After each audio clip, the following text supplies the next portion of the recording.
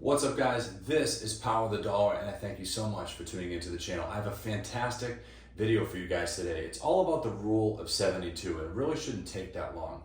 But before I get started into it, I just want to make something clear. We're going to be talking about investments and returns on investments. None of this is financial advice. None of this is investing advice. I'm just interested in finance and economics. I find topics I like and I'm interested in, and I present them to you guys so that maybe it can spark some interest in you, so you can do some research, so that when you go to make your own investments, you're well educated and you can make informed decisions. Because how are you going to make money if you don't know what you're doing and what you're talking about? So let's get into it. The rule of 72. It's actually a over 500-year-old investment philosophy. If you go to the right-hand side, you'll see, I'm going to botch this pronunciation. I skipped Latin class, right? Summa De Arithmetica. It was published in Italy in 1494. It was a big compilation of math equations, mathematics, geometry, tons of formulas. It was published over 500 years ago. And in this was the rule of 72. And what is the rule of 72? It's very simple. When it comes to investing, it's how long does it take to double your money?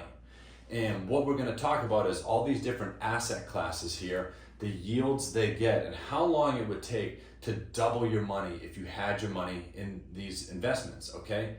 So what I'm going to do is I'm going to pull up a chart on the screen right now, and it's going to talk about, on the left-hand side, asset classes, bonds, dividend stocks, growth stocks, Bitcoin, real estate, and gold. These are all very common investment classes for people to take their money, buy these assets in hopes of getting a big return on their money. And in the middle column, you'll see the average annual return. And on the right-hand side, just a couple notes about all of these. And we'll review this quickly. Bonds get about a 4 to 5% yield in over 30 years. This includes treasuries as the sort of bonds and corporate bonds. It's been lower in the last decade with interest rate fluctuations, but then let's go to dividend stocks. About a 9 to 10% return annually. That can be higher, that can be lower.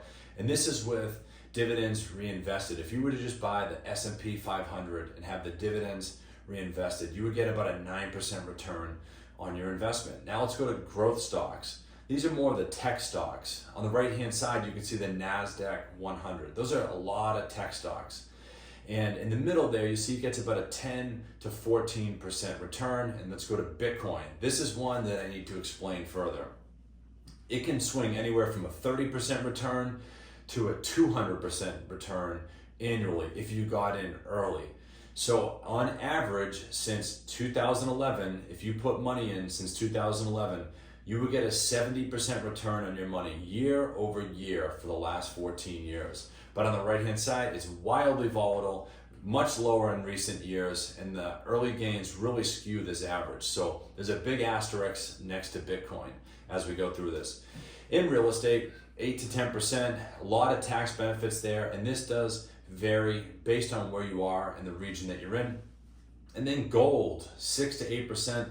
This is a great hedge on inflation over the long term. So I put it in as about a 9% return on your money because it has been a little bit better in the last few years. So let's come back to the whiteboard. How this formula works, you take the number 72 and you divide it by your return here, okay? So for bonds, you're gonna take the number 72 and you're gonna divide it by 4.5%. That's about what bonds get. That's gonna get you 16. And what that means is it's gonna take you 16 years to double your money. So if you have $10,000 in bonds, it's gonna take you 16 years for that 10,000 to turn into 20,000. Now, these are just math equations, and that's what the math equation equals out to, all right? Now let's come down to dividend stocks. Get about a 9% return, take you about 8 years to double your money. Growth stocks, it'll take you about 6 years. Big asterisk next to Bitcoin here, 70% annual return. And just for fun, let's say you put $10,000 into Bitcoin back in 2011. It was about $3 a Bitcoin at one point. That would get you 3,333.333 Bitcoin back then. If you got a 70% return on that year over year over year for the next 20 years, you would have $360 million at the end of that, okay? Big asterisk next to it. That's just how the math equation equals out to it.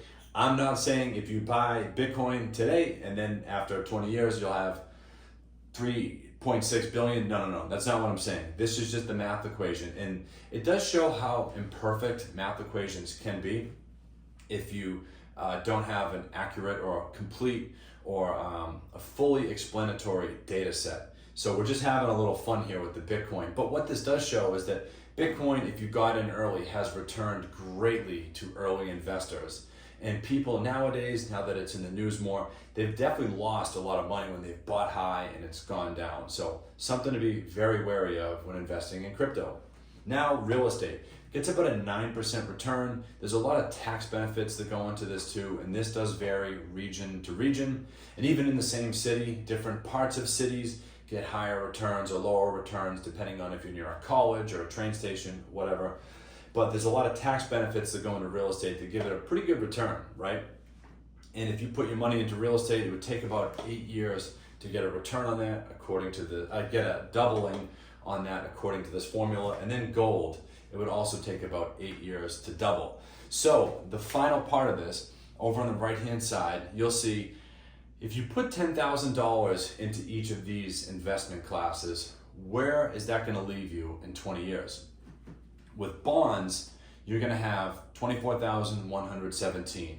Now you've made 14,117, but you can't forget that initial 10,000 you've put in, okay?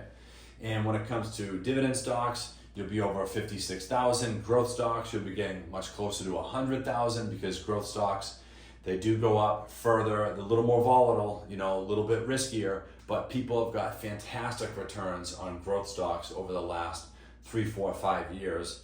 Bitcoin, like we said, that's big asterisk next to it for a reason. And then real estate and gold, you have about $56,000 as well. So this is the rule of 72. Now, here, the rule of 69.3 is actually a more accurate way to show compounding interest in this formula, but it doesn't sound as easy to say, and it's not as popular for that reason, but it is more accurate for all you math buffs out there like myself. But this is all I've got for the rule of 72. Something to think about. You can't get time back, so what people always say is start investing sooner so that you have more and more time, more years, more decades to compound your money. So think about the rule of 72, send this to someone who might like to hear this, and that's all I have for this video. I thank you so much for tuning in. If you have anything else you'd like me to cover, drop a comment below, hit that like button and subscribe to the channel for more videos just like this. A lot of time goes into making these videos, but I created this channel to discuss all things economics and finance to help people just like you. So if you found this video helpful, please give it a like and subscribe to the channel for all my upcoming videos just like this.